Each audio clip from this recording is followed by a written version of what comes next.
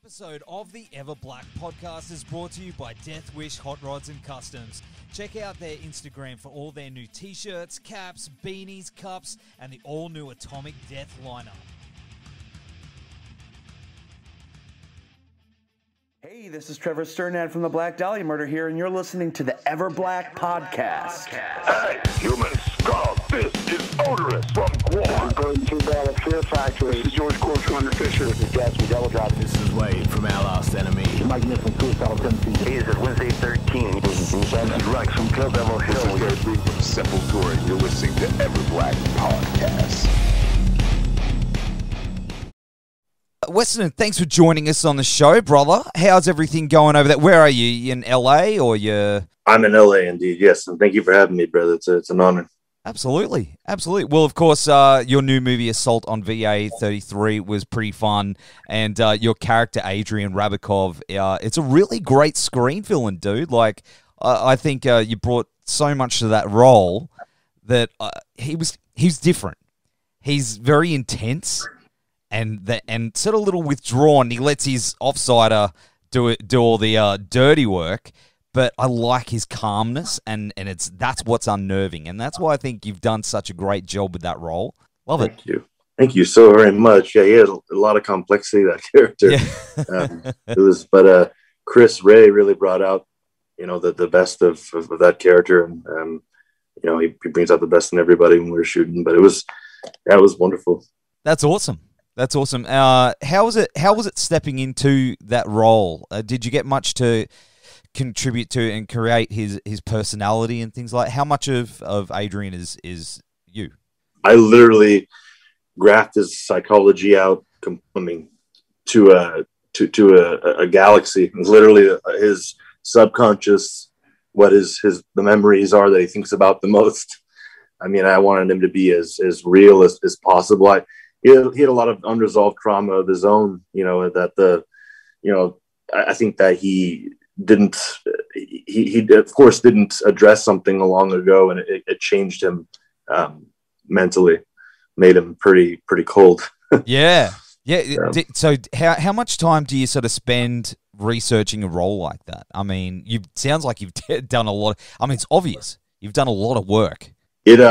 I think what I did was I speak Russian enough to, like, if I were to, like, maybe live there part-time or something. Yeah. I definitely really thought, like, a Russian military psychology and what they would tell you after, all that has been done. I mean, I think that Russians there's a very amazing, in most of my Russian friends I've seen, is just a resilience and mental toughness that I really was trying to kind of research and be around. My sensei has it, just very, exuberant, beautiful, charismatic people full of life. It's just the toughness there that I was just like, wow, how do they? And I really was trying to show that. Nailed it. You nailed it, dude. So that's the one thing I drew from that movie was that performance. And I hope you get to do more of that stuff, man. I don't know. Do you want to do more roles like that? Absolutely. Yeah, I'm a connoisseur of the villains. I've always loved villains so much. Hey,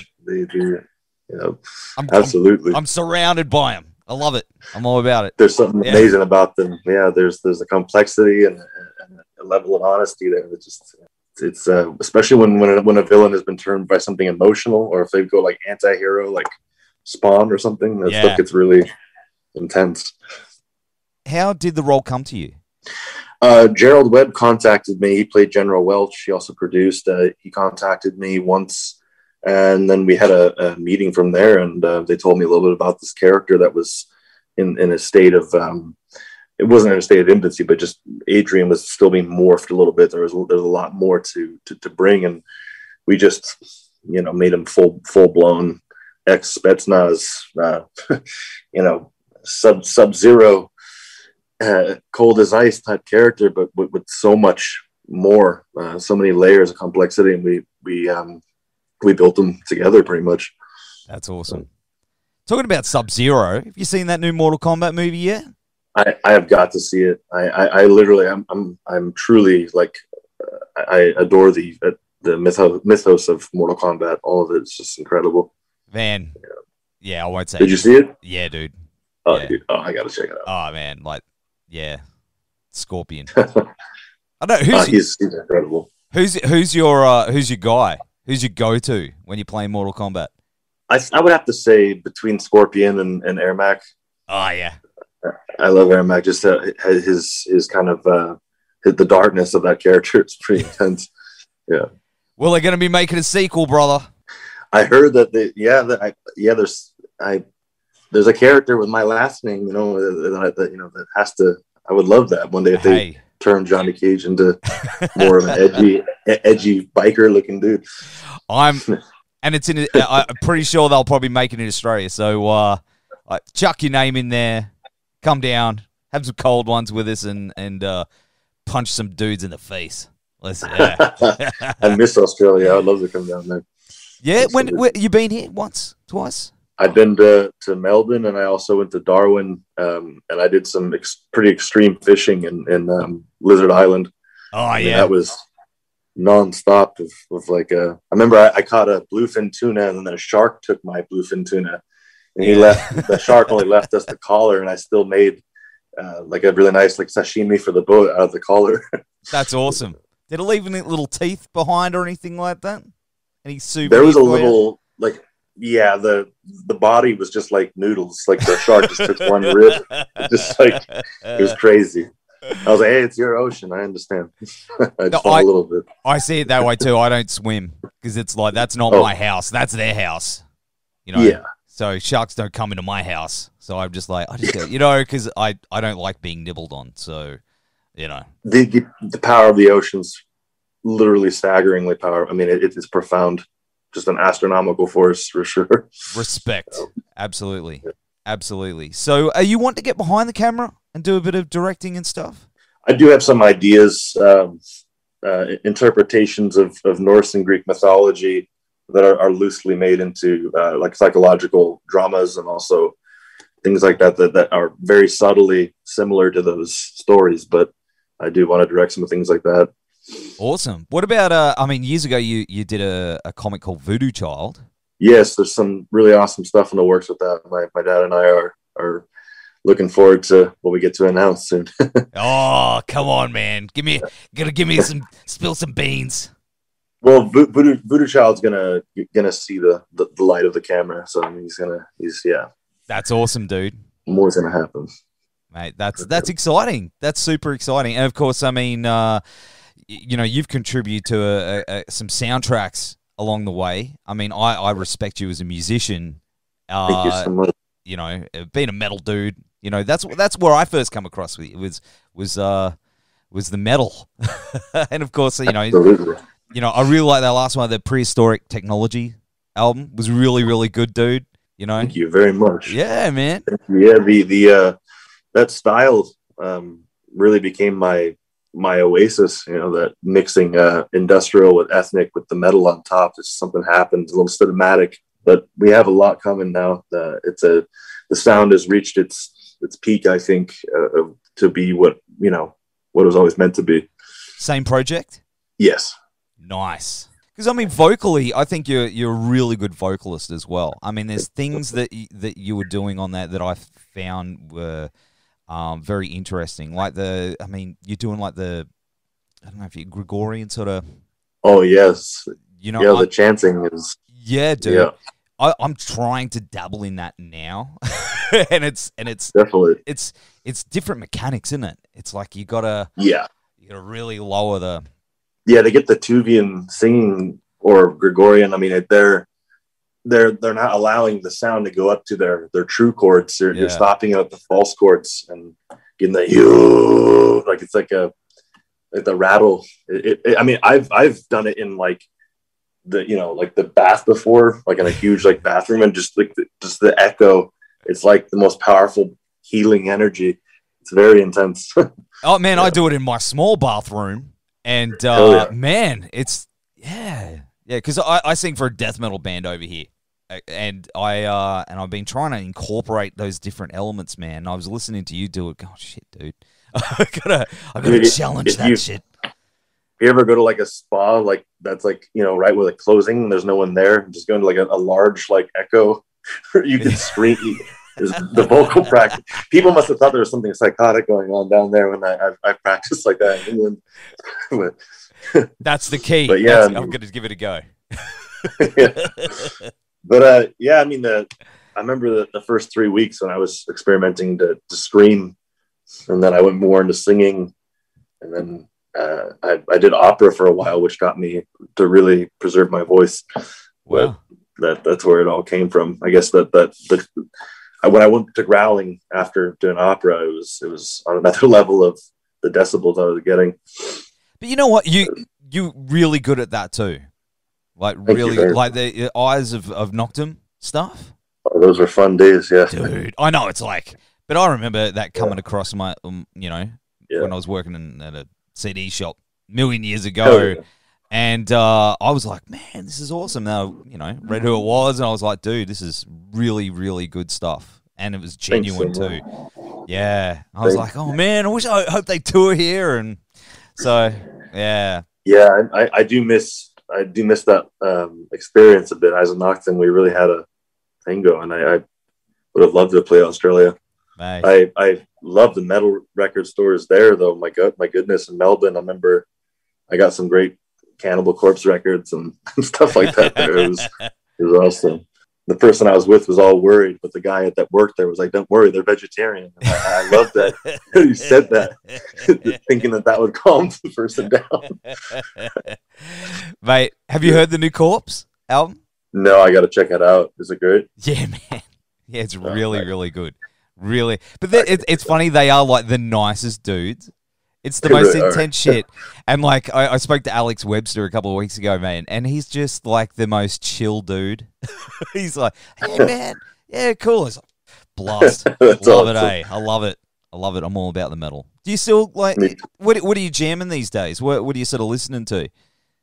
I mean, I'm creating mostly active rock now. It's not as heavy. So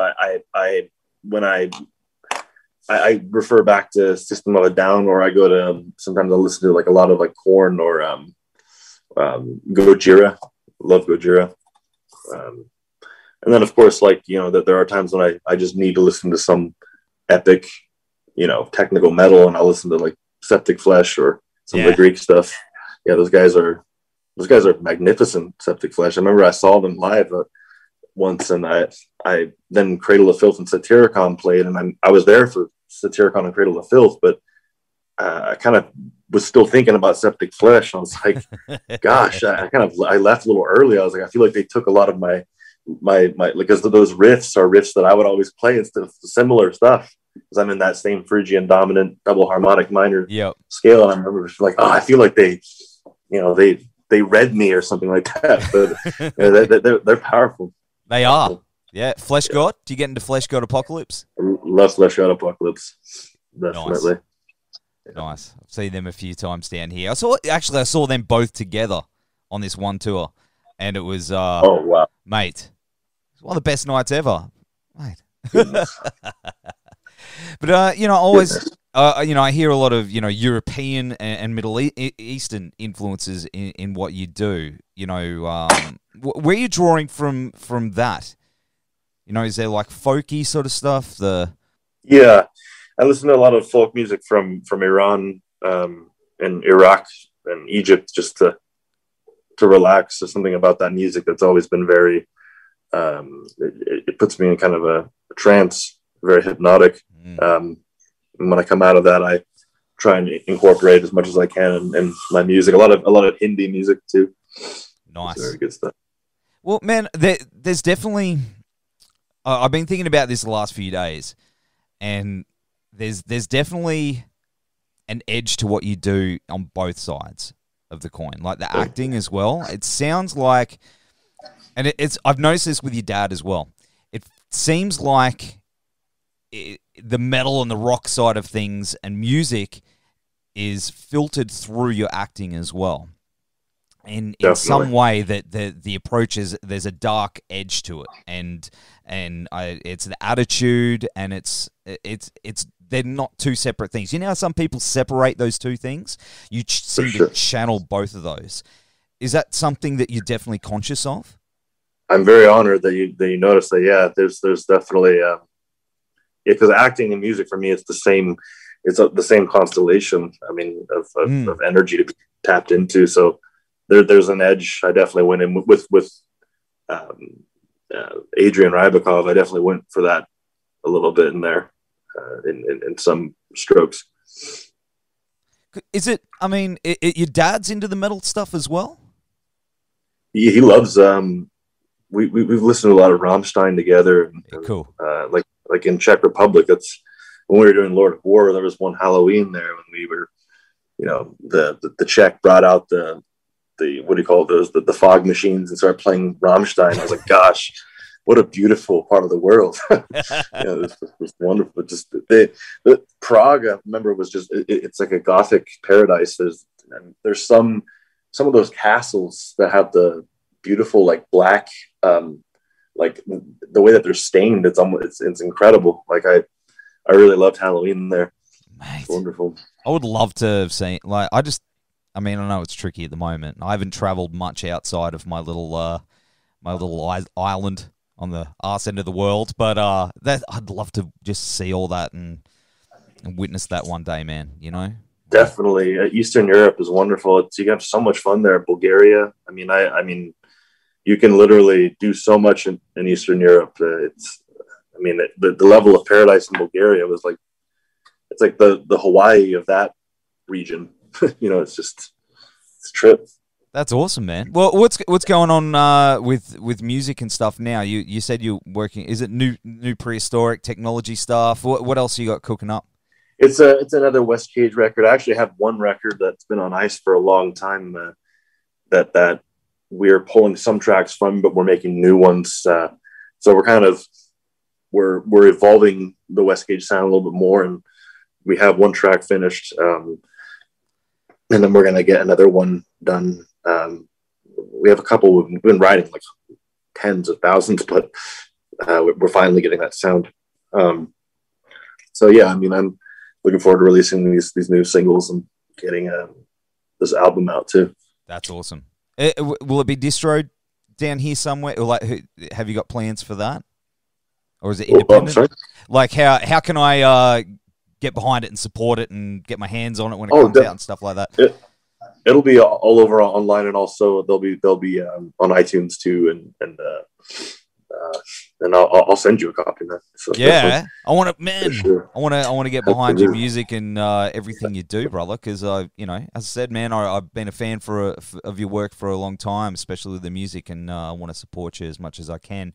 What about acting? So like, I know it must be tricky over there at the moment, but are you working on something new, a new role? There's some things in the works, some things from last year, and then also some things that have come up from this year that I'm hoping will manifest. There's still a lot of stuff going on with this COVID situation that's been making schedules trippy, but I'm really looking to film this one film with Andrew Troy and getting into some Native American history. So I'm hoping that really happens, because it's a wonderful film, great script, and then there's another film that would potentially shoot in Europe that I'm looking for. Can't say anything yet. Can't. Yeah, they're like it's going all over the place. I gotta lock them down now. That this COVID-19 has been freaking making things crazy. Oh, dude, I know. I mean, but we've been very lucky down here, dude. I feel really, in our little bubble here. But are you guys staying safe over there? Oh man, I wish I was having a cold one with you. It's 6 o'clock in the morning. I don't think my wife would let me. Oh, it's the liquid water. Water. Oh, I keep hearing about that shit. I keep hearing about it. Oh, that's no. Yeah. I'm having a water in a bowie mug. But So what else? Have you got anything else coming up that we should definitely know about? I would say definitely the record or the music. It's going to start surfacing pretty soon, I would say. Here. Awesome, man. Awesome. Yeah, and then I have finished a script of my own. I'm huge into writing, so I want to see what I can do with this. I think that the world really needs to see what this horror has to say. It's a horror film, but it's almost got a medicinal quality to it because it's such a huge dose of truth. It's very similar to Black Mirror and Resident Evil, stuff like that. It's kind of very similar to this, but it tells some pretty strong truths about where the world could head if people don't start implementing spirituality or evolving in other ways. 100% agree there, man. I've been thinking about that stuff a lot, man. I mean, I guess we've had a lot of time to think, but yeah, I've been definitely thinking about all that stuff. So I'm definitely keen to see that. But dude, it's been awesome hanging out and talking, metal and all the good stuff in life. And I hope you and your wonderful family over there stay safe. And can't wait to hear that new music. And everyone should go watch the new movie Assault on VA-33. We'll have all the links here. And, well, they won't see it, but they'll hear it. But thank you, brother. Have a good afternoon. Brother. You too, brother. Thank you so much. It's been a pleasure. Thanks, man. Bye.